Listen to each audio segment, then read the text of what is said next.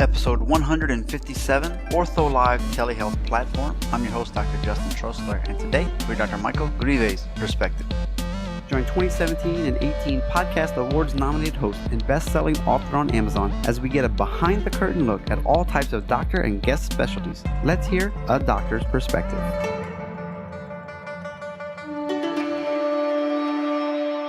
Well, I know recently we've been discussing telehealth, telemedicine. How can it work for a neurosurgeon? How can it work for just the everyday doctor, chiropractor, physical therapist? And you heard us mention another product in the past, but today we're actually going to talk about Ortholive and Spring Health Live. Pretty much the main differences. One is built for more like musculoskeletal people, and the other one is for the other type of professionals. But it's a HIPAA compliant Skype or Zoom with a waiting room and all these cool features that would make it ideal if you're going to do telehealth and you want to do it in a very appropriate way, send files, all kinds of things. So we'll just dive deep into this. We'll also hear about orthopedic shoulder surgery and the training and collaborations with PTs and chiros and those types of things. So really informative. Yes, it may seem like a sales pitch, but I'm not sponsored by that company, Ortholive. But this episode is sponsored by Swanson Health. They've been producing quality vitamins and supplements and foods for over 50 years. Over 20,000 wellness products. Many are crafted in the United States of America. And they have a strict quality standard called the Swanson Quality Code. It's products that I've personally used on and off during my chiropractic career. So we're happy to have them on. And if you want to try any Swanson Health's great products for yourself, use code DOCTORS20, DOCTORS20 for 20% off at swanson.com. Yeah, 20% off, swanson.com. Okay, let's jump right into the show. All the show notes and the transcript can be found at adoctorsperspective.net/157. Let's go. Hashtag behind the curtain. Live from Germany in Cincinnati, Ohio. Today on the show, we got a new thing. It's telehealth. We all had telehealth before. We've heard about it. There's a buzzword with COVID-19 going on, but this guy's been doing it before that. And we just want to learn more about his company called Ortholive and Spring Health Live. We'll learn out the difference between those two. But please welcome orthopedic surgeon, Dr. Michael Greiwe. Hey, thanks very much, Justin. Appreciate it. Thanks. Glad to be here. I think this is going to be more of a nuts and potatoes type of interview, and then, why did you want to become an orthopedic surgeon and all that type of stuff. No problem. Yeah, that's good. I like that. But it's unusual because you expect ortho, neuro. We had a neuro guy just a couple weeks ago, and he's starting to do some virtual stuff. And I was like, what? Yeah. So now I have at least a basis of how you could do it. But what made you think from the get-go, like, maybe I should do virtual consultations or post-op follow-up, or like, what is it that you use it for? Why'd you develop it? Thanks. Yeah. The main thing was I live in kind of northern Kentucky, right outside of Cincinnati, so, about 5 miles south of Cincinnati. But, my reach of patients goes well down into kind of rural Kentucky. And so a lot of my patients were traveling like a good ways. It would be like a 3-4 hour drive to come see me. And, it was just inconvenient for them. Many years ago, I thought, there's a better way. And telemedicine had sort of been around, but nobody was really using it inside of ortho. And so I started looking around and trying to find a good platform, and I could never find anything that was like efficient for me as a surgeon and as a physician. And I know you probably would feel the same way, but it's just hard to like find something that allows you to see patients and makes it easy for the patients to get in and be seen too. And that was a big struggle back in 2015. So I went out and just decided to build the platform myself and, work with some of my partners, and we got Ortholive off the ground, and then subsequently got Spring Health Live going. That was kind of the impetus for developing it, but I've loved it ever since. It's been great. And there's a lot of cool opportunities to use it. Well, usually I use Skype. We're on Zoom. What is the point of not just using these? I mean, point your camera at the whatever. Like, why can't we just use this? Well, there's this thing called HIPAA, and, in the U.S., it is a big deal. Like, it's patient privacy and all of that. And a lot of surgeons and physicians, healthcare providers, we don't like to, talk about HIPAA because it's kind of a pain in the rear end, but it's really a good thing for patients. It comes down to patient privacy.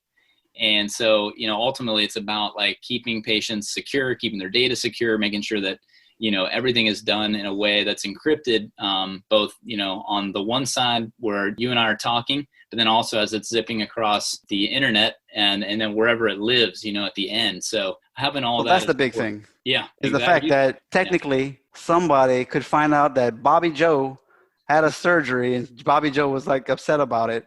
But now that it's encrypted, just like our cloud software, just like some emails and our passcodes for our banks on our phones, it's encrypted, so it's harder for somebody to just hack in. I mean, yeah, and they could get their health information. Sometimes, there's some platforms, not ours, but, some platforms have credit card information, insurance information, all this, private stuff that you just don't want to have people have access to. So we built the platform in a way that like no one could hack into. It was secure. It's 256-bit encrypted, all the things that, you would need to make it really, really good for patients and for their security. So that was like a main impetus. And that's why you don't use this Skype and Zoom and all that stuff.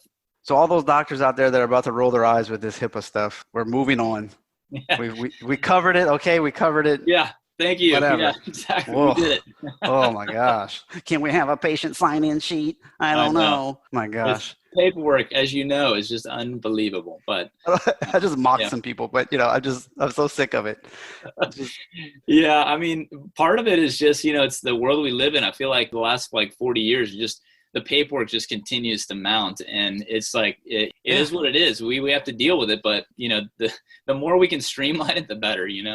Indeed. So are patients open to this virtual office situation? Like if I think my blood pressure is high, I got a machine at my house, I've given 10 readings over the last 10 days. Can I present that to the doctor and be like, hey, this is a natural setting, way better than at your office?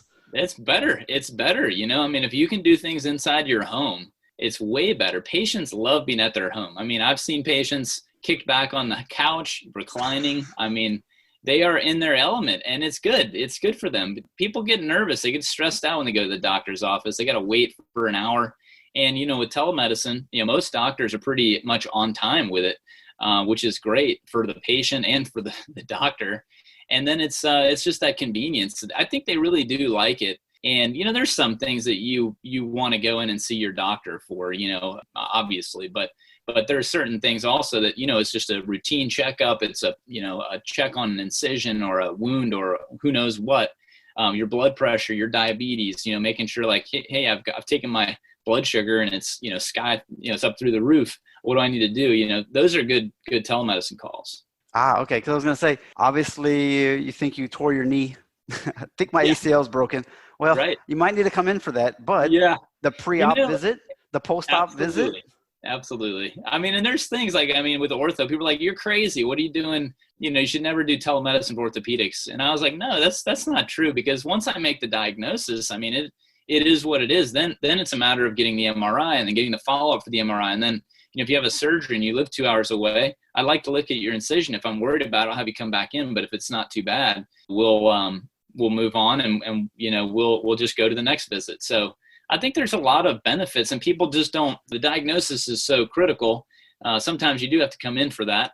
But as you know, the history is a lot of it too. Like I could tell you 99 times out of 100, probably if somebody tore their ACL just by what happened to them on the field. I was running, I cut, and then felt a pop, and the Dr. rest. Michael, why don't you just stand up and do this for me real quick? Oh, you can't do it, huh? Yeah. There you go.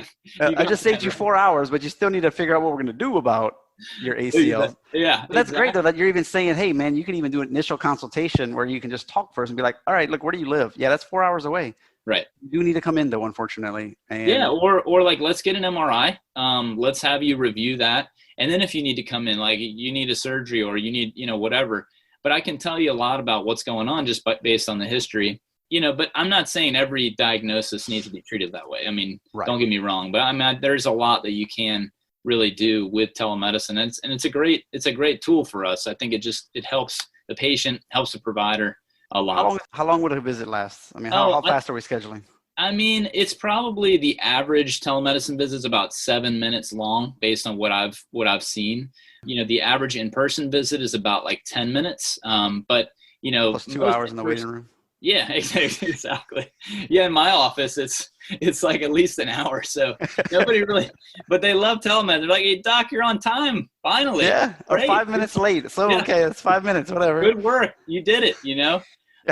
So and it's weird because people don't like, if they're virtual, they don't like waiting more than like 2 or 3 minutes. Like, hey, is something wrong? And no, we'll be there in a couple minutes. But it's people are used to waiting. Unfortunately, a long time in the doctor's office. It's terrible the way it is right now. I mean, a lot of physicians have such long, waits, and there's too many people just trying to get in. You know how it is, Yeah. So. Well, when you're with your program, do you have a virtual waiting room where people like I was waiting a couple minutes on Zoom and then you kind of logged in and I'm like, oh, here we go. Yep. But so there's like a waiting room and you can like send a message, hey, patient's long-winded. I'll be with you in a couple minutes. Obviously, you wouldn't write that, but I mean, yeah. I'll be 5 minutes late. Sorry. We have. I mean, it's cool. It's just basically like the platform. You basically look as the doctor. You're looking on your screen, and you just see like boom, boom, boom. You got all these patients. It's just like your normal. Like, do you have an EHR that you use, Justin? Mm-hmm. So you look at like patient number 1, and then patient number 2. You go down the list, and basically you just have all of these appointments, and you'll go down the list. You'll see a green flashing light when somebody's in there, so okay, like this person's in there, they're ready to be seen, and you click on just one button, and so it's like a one-click entry for the provider. They're going, they just keep going to the next one and the next one, and so it's just like you would go through your normal day. So there's it's nice because you're in like a line. Can you send yourself a message? Send Sally these exercises or these video or whatever, and you can just send it through the platform, or do you? 100%. Yeah. So what we can do is like you can upload any document into our chat. So like we have a little chat. So you upload exercises. You could upload like a YouTube video. You could any link, a Word document, PDF, Excel file. You name it. You could send it to the patient. They get it on their smartphone. Again, it's encrypted. They just log in, tap on the message, and it comes right up, and they can see it. They can also do it on the web too, so they can get it via the web. So there's like multiple ways people can get in. It's really kind of it's a nice thing for patients too, because normally they just have a piece of paper which get lost, but if it's on their phone, they're not going to lose it. Right, just research it later. Well, that sounds great, because if you're a smart doctor with marketing a little bit, and I think our mutual connection was the Insight Marketing, Jennifer Thompson. So exactly. We already care about these things, and I'd plenty of episodes on this stuff. But anyway, the point is, you can have your articles, your exercises, your videos on certain landing pages. And that way now you got this site that Google's like, hey, people keep hitting this page. It must be important. They're spending a lot of time embedded on videos. Right. And so now you're ranking higher because you have an engaged page. Instead of possibly just emailing a bunch of articles, you can set it up differently to where you can help yourself as well. Yeah, I mean, that's a great way to do it. And it's more work, but I haven't done that in my own practice, but like with Ortholive, our site, like we have a lot of videos and education that people will go to. So I think it does help with the education piece.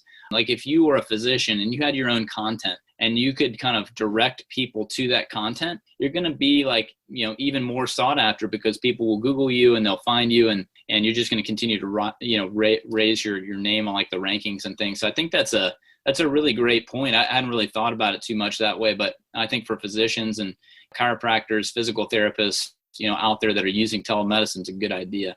Yeah. Okay. So as a chiropractor, I don't do prescriptions. I mean, I guess give some supplements or whatnot, but let's be honest, prescriptions. Yeah. Y'all got a whole lot of red tape with that, especially with opioids and everything. So yeah, how does that play out? Well, it's a great point. I mean, I was asked on the news the other day about opioids, and I had a patient that I was interviewing, and then, the next question was like, well, what do you do? Like, he said he had more pain. Were you going to prescribe opioids for him?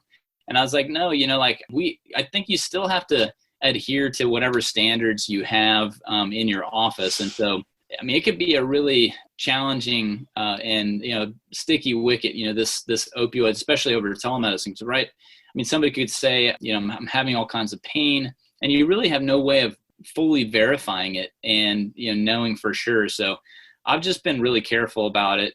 Ortholive, when we, see a patient, like, we will not prescribe any opioids. There probably are some telemedicine vendors that feel comfortable with it. And I guess if you've got a patient that's been your patient for a long time and you know them really well, then maybe it makes more sense. But you got to be so careful with opioids. it's been such a, like, I live in Northern Kentucky, and that whole area has just been, it's been horrible. So many sad stories and just lives ruined. But they can do normal things, blood pressure, diabetes, Oh yeah. thyroids, Yeah. birth I mean, control. regular medications, I think is great because, like you said earlier, I mean, they're testing like at home. So a lot of times they'll have the values for their diabetes, their blood pressure, and they know, like, I've not been doing well, or, you know, I'm on schedule, or maybe I'm hypotensive now. I was taking, so okay, we need to back you off on your medications. That a lot of times causes falls and things like that. I see patients for when they get dizzy. Yeah, I think it's a good point. But yeah, we can still prescribe. We can do all that stuff, but I've been really careful about the opioid stuff and any real like Schedule 3 stuff. You just be real careful about, I guess. Yeah, I mean, it seems like that's the new protocols now anyway. Just, hey, maybe not prescribe it first. There's a whole yeah, I mean, there's these disciplines about musculoskeletal conditions and mental health that could probably help. Exactly. Yeah. We need protocols right now. That's the one thing. It's like, I mean, this is all new territory. I mean, nobody knows exactly what the right thing is, and you know, new guidelines are being made right now with everything. So it's really interesting. It's cool. It's a new frontier. Well, it's got to be tough too for, I think, your profession. You got every PT, every chiro being like, hey man, it'd be great if Dr. Mike would send us some referrals. And you're like, I don't know. This guy was nice. This person was nice. Like, they seem to get all good results. I don't really know exactly who I should for what condition. Yeah. And that's a lot of extra work to figure out. Like, no, these are people are for knees. This is a shoulder guy. Yeah. And it's, you know, because you're outside of your community. So when you're doing telemedicine, I think that's part of your point is like, you know, you basically have the entire country. Like, I could be, the way the laws are set up now, I can practice across state lines. I can do consults for I could be consulting in Hawaii. And I don't know who the right chiropractor is in Hawaii. You know, like, who do I send them to when they've got a neck issue or whatever, and they need some therapy and some improvement? Finding out like who the experts are, who the people that you would trust in a certain area is really hard if you're treating, you know, people that are far away. You know your local area really well, and so you know who patients like, and you know who to refer to. But it does open up a little bit of a you know, more challenging thing. Like, you don't know, like in you know, New York, who's the right physical therapist I should send this patient to, that, you know, MPFL tear or whatever, like, you know, kneecap dislocation. So that does make it hard. I agree. So yeah. Well, let's talk dollar and cents here. Yeah. Can I charge the same amount for a telehealth visit? Yeah, that's what's crazy. I mean, that is, I mean, seriously. There's no rider at all? No, whatever they call it, modifier? It's the exact same as an in-office visit. And that was the big issue why telemedicine wasn't taken off in the past. It was cash or something. Right, you have to pay cash, or like some states, there was actually some decent laws, and so you could in certain states. So actually Kentucky was a good state. So I was good to go even back in 2015. But what happened is, like, other states started coming on board, and you had about 38 states where there was parity laws, but not all of them allowed for parity inside of Medicare, for instance. Well, let me take that back. So not all of them allowed for parity inside of commercial insurance. There were certain commercial insurance that was, you know, full parity, some that weren't.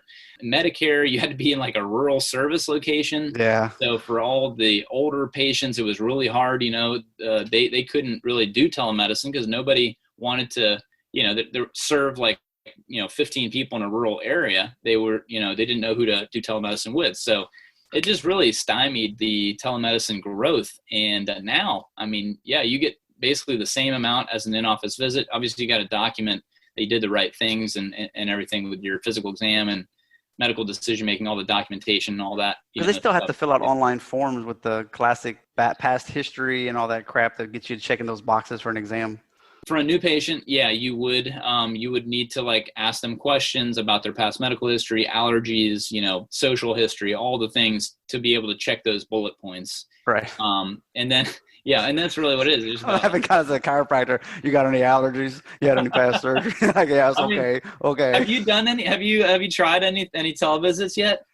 You know, it's tough, man. I'm from Louisiana, but I'm in Germany, so it's a little bit of a, you know, it's a little trickier. You know, I've helped family members and stuff. I'm trying to build it, but you know, it's a little bit difficult when you don't have a base anymore. It's tougher. I totally get it. Yeah, it's so, you know, the bullets though. Do you guys have to still hit the bullets? Yeah, you get hit when like you're what, when you're 6 of going. the 9 or whatever Okay, to yeah, hit an yeah, it's the intermediate same level. thing. Yeah, so we have to ask all those questions. If they don't have a form, we have to ask the questions, or we like create an electronic form for practices, and then Mhm. we just send them it ahead of time. They fill it out, and then they have all Yeah, the information. So that just that email it works. to us before your visit. Yeah, yeah, exactly. So Perfect. And we yeah, were all nice. using EHR anyway, so you just scan that or attach it to their Yeah, you file just and scan it in.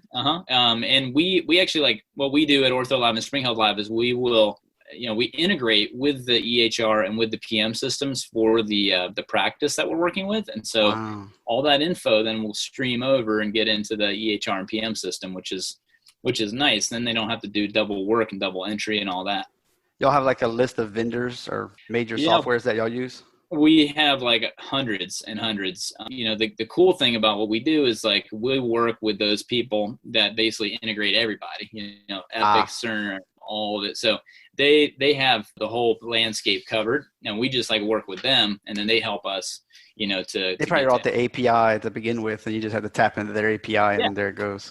that's exactly right. That's how Okay. it works. Is that that's the jargon word, right? It is. I mean, there's so many of them. You have SDK, you have API, you got JSON, and Yeah, it's all the true. stuff that before I did, I had no clue about this stuff. I was just an orthopedic surgeon trying to help my patients, and then you got to learn all that stuff. Yeah, So you're like, I want an encrypted video.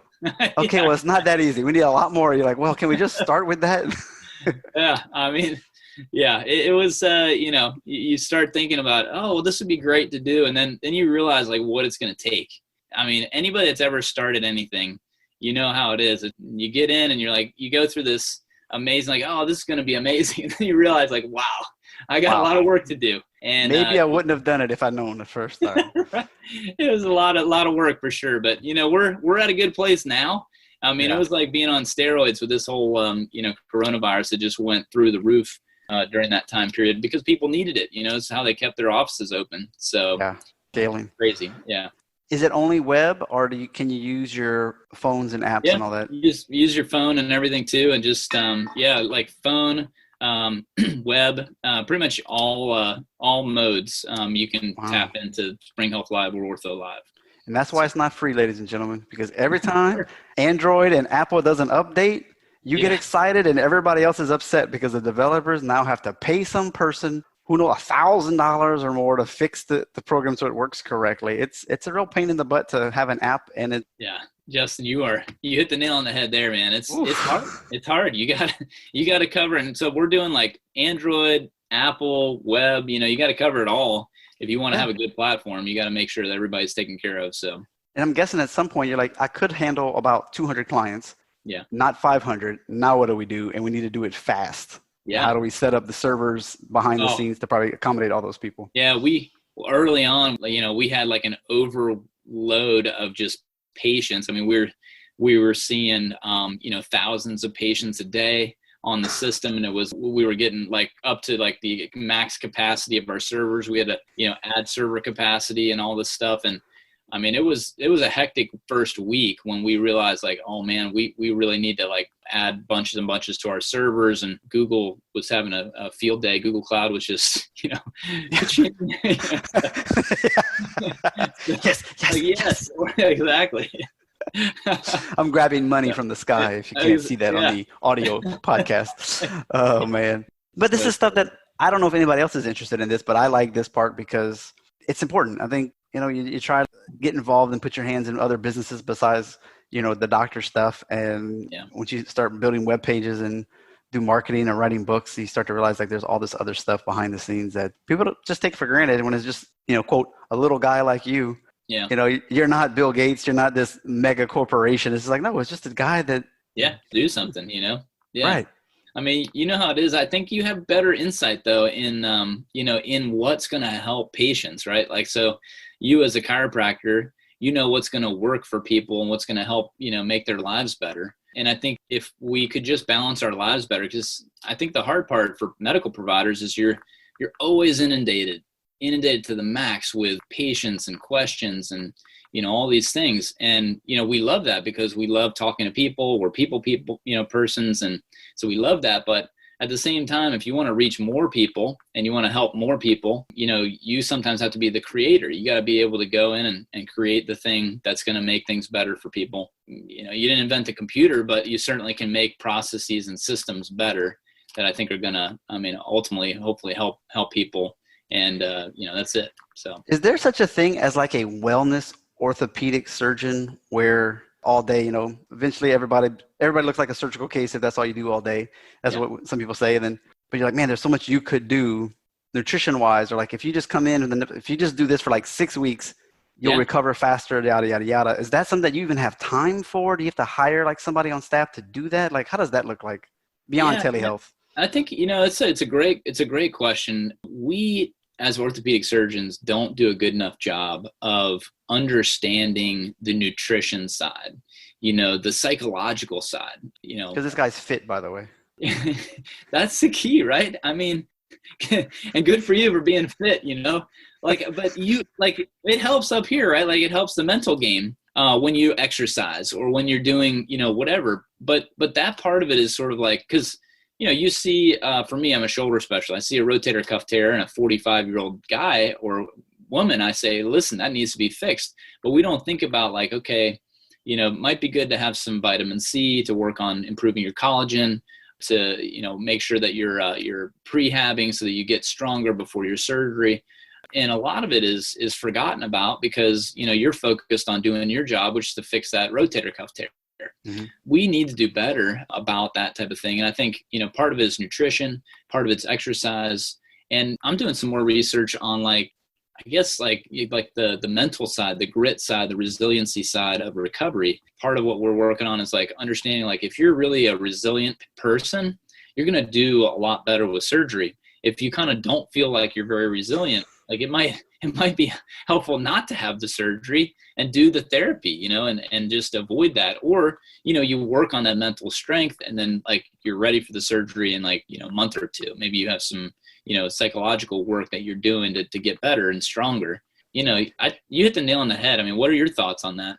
Yeah, I mean, that's what I was wondering, because there are a certain amount of nutritional supplements or a program like prehab, like everything you just said. I just didn't know if that's a common thread that's in orthopedic surgeon offices, or if it's a new thing where they, maybe they own a PT clinic just because they can make a ton of money on that.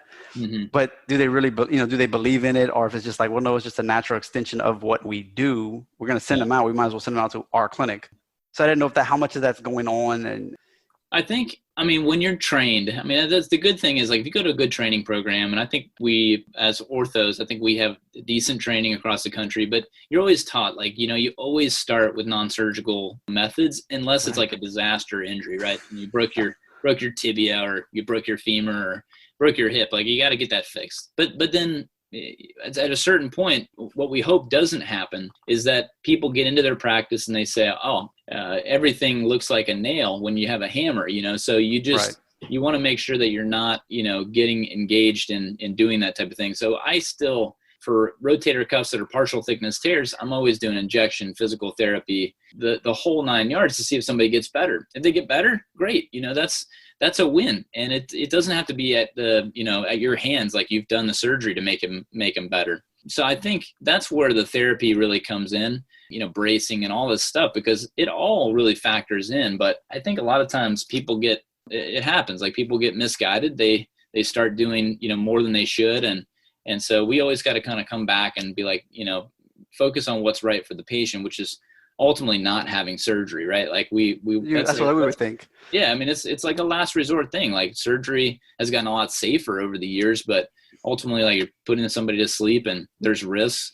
So as a patient, I just be like, hey, if this surgery can be postponed 6 weeks without the detriment of my shoulder long term, give me the 6 weeks. Let's try it out. And if it still sucks, well, surgery still. We tell patients that with back pain all the time. They're like, should I get a surgery? We're like, no. Almost all the time we're like, no, you should definitely try us for like a couple of weeks, PT for a couple of weeks. If we don't work, maybe try some extra people, because we're not all built the same. And then you can finally have surgery. But it's like, your pain's a 4. It's just I couldn't agree right now. I could not agree more.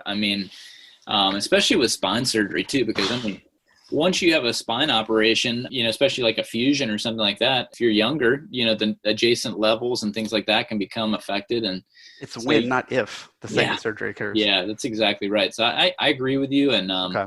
we have to remember, like, why we went into medicines to help people get better. And, surgery should always be kind of the last resort option. And so I think there's a lot of surgeons that focus on the non-operative things. And you kind of get a feel for when the non-operative stuff's going to work and when it's not. If somebody's got terrible shoulder arthritis, it's bone on bone, I've found that like physical therapy hasn't been super effective for them. And I tell people that. I'm like, look, when you do those exercises, you may help yourself from a stretching standpoint, but the pain's probably going to get worse. So just be aware of that. And I give them the option, but shared decision making is another thing. I'm sure you agree. Like, when you have a decision to make, given to the patient and say, here's your options and, here's the pros, here's the cons, what do you think? That's helpful, I think. And that's why I think that's the one thing chiropractors are missing is a full-blown residency type program, because, we're not doing surgeries, which is great, in a sense, because it's just one less thing that we have to worry about long-term. But you guys do massive amounts of residency and fellowships. And so you're getting all this advice from people who've been doing it for 30 years so that you don't make these rookie mistakes coming out. You're like, yeah, you've already been, you've already been trained. That's obviously the reason why you have it. So you don't do something. Yeah. And God, thank God for the people that taught me. I will sit there in a surgery and just say, I thank you, Dr. So-and-so, for, because, you remember all the people and, the way they taught you and the things that, they got into trouble with something and then, they were able to get out of it. And like that type of training, you just don't get, like, it's the on the job stuff that's really important. That's just invaluable. And so those teachers, the people that, we had for residency, and they were incredible. And then fellowship, so you do an extra year and you kind of get that like uber specialization, and you really, I feel like you get well trained. And then when you come out, you're feeling comfortable taking care of people. And that's important. So that's gotta be a wild feeling. How many years is chiropractic? Is it 3, 4? 3 1/3 after uni. So, okay. So it's kind of like dentistry or, PT, podiatry. Well, I guess not podiatry because they actually are doing some serious surgeries. Right. But so you're standard 3 to 4 years post, and then that's. And you probably have clinicals and things like that too, right? Yeah. Yeah. Like your last year is all hands-on people and talking to your doctors or the what do you even call them? I don't even remember anymore. The clinicians that guide you. You get like 10 people per person or something. They try to teach you what they've known out there in the real world, and hey, maybe you don't want to do this when a person has headaches. It might make it worse. Yeah. No, that's key. It's the real world experience is it's the key, and I think that's why gray-haired surgeons or surgeons have been around for a while. You tend to patients just trust those surgeons a little bit more, and really for good reason, because I think when you first come out, even though you've been trained and you've done all the training, having like the repetition is so critical, and just anticipation of things that could go wrong. You're not as honed into that as you could be.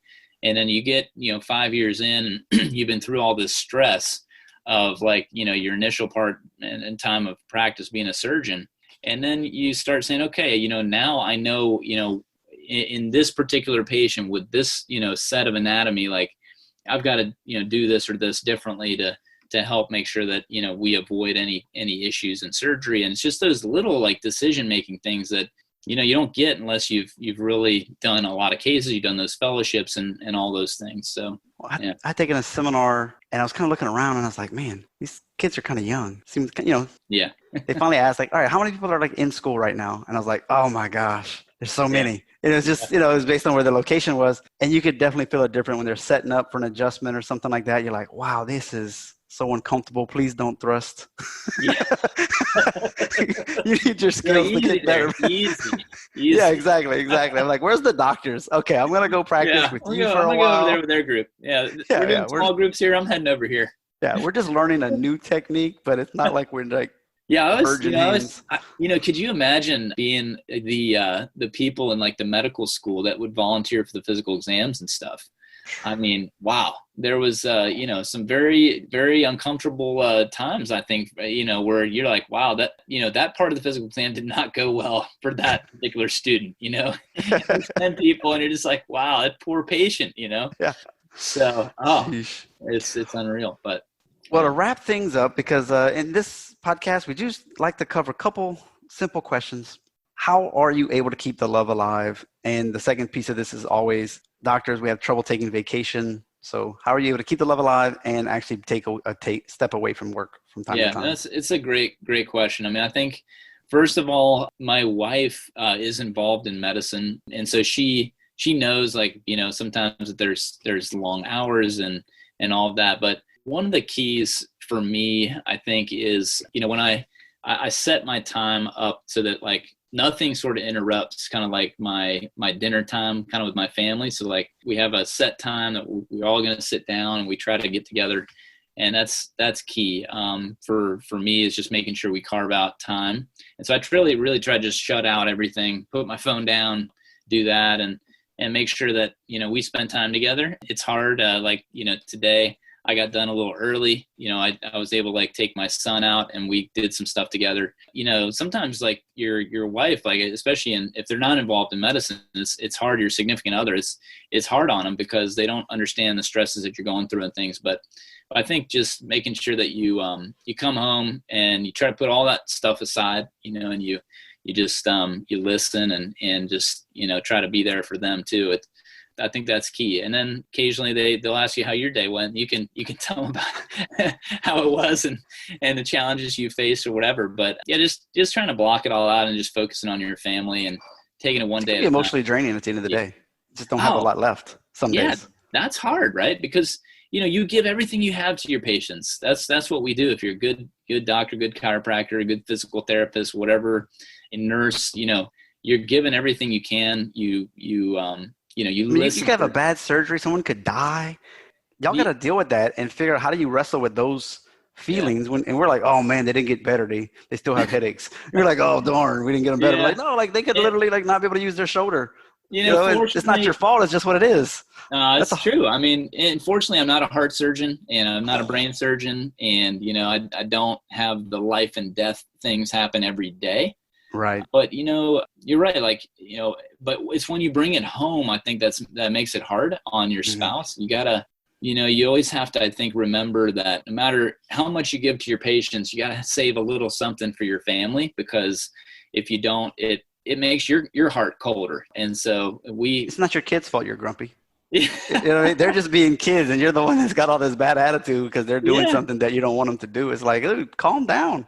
Right. And it's true. I mean, part of it is like understanding the fact that when patients are constantly like feeding the difficult like pains that they have and everything on you all day, you have to maintain a positive like attitude. Sometimes as a surgeon, I have to deal with complications and that makes you feel, worse. But ultimately it's, you got to find that joy in your heart somehow. You got to maintain it, whether it's, religion, some spirituality or something like that, or just knowing that, you did your very best. That's what I tell my fellows and my residents. Like, look, at the end of the day, if you gave your best effort and you did the very best that you could for that particular patient, then you should be proud of yourself and you can go home and hug your kids and kiss your wife or whatever, So I don't know. It's hard, but that's my take on it. Well, that's actually a pretty fresh perspective for that answer. So that's for that question. So yeah, that's really good. Yeah, like the insight today. Yeah, thank you. Oh, what's the web pages? www.ortholive.com. and www.springhealthlive.com. And before we go, what's the difference? So Spring Health Live is, we never really covered that. Yeah, what's the difference? I figured they were like, one was for practitioners and one was for like surgeons. Yeah, that's true. So Ortholive is really for orthopedics, for physical therapists, chiropractors, people in that kind of musculoskeletal health realm. Right. And then Spring Health Live was really sort of for general medicine, neurology, pretty much an agnostic platform for everybody that might, need telemedicine. We decided to kind of perfect what we were doing inside of orthopedics. And then we did Spring Health Live to help everybody else that needed a good, efficient platform. Well, I know we probably appreciate that because I know whenever we do EHR, we're looking at it and they're like, Well, this is for medical doctors, and then they have like a platform that they built in for chiropractic or dermatology or whatever. And we're happy because we don't need all those other diagnosis codes. They just kind of package it for us, and we're like, thank you. So yeah, that's good. That's really good, man. All right. Well, that's it. I really appreciate your time and just being able to share what you've done, and hopefully you'll get some clients out of this. No, yeah, I really appreciate it. It was great talking to you. Thank you. Another great interview has ended. While you're on your phone, click that review button. Write up a nice review for me. 5 stars if you could. As everyone says in the industry, it'll help other people to find us when we have enough rankings. Not to mention, I'll mention you and your review on an upcoming episode. If you follow me at all on Instagram, you know you only get one link. So I use a Linktree. And so it's a doctorsperspective.net/links with an S.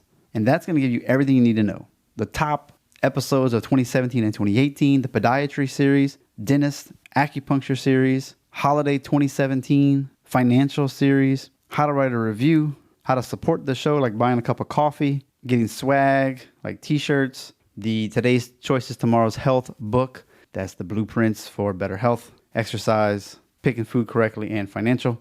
And then, of course, bundle packs, which can get you the No Needle Acupuncture book for 40 common conditions, including the electric acupuncture pin at a great deal.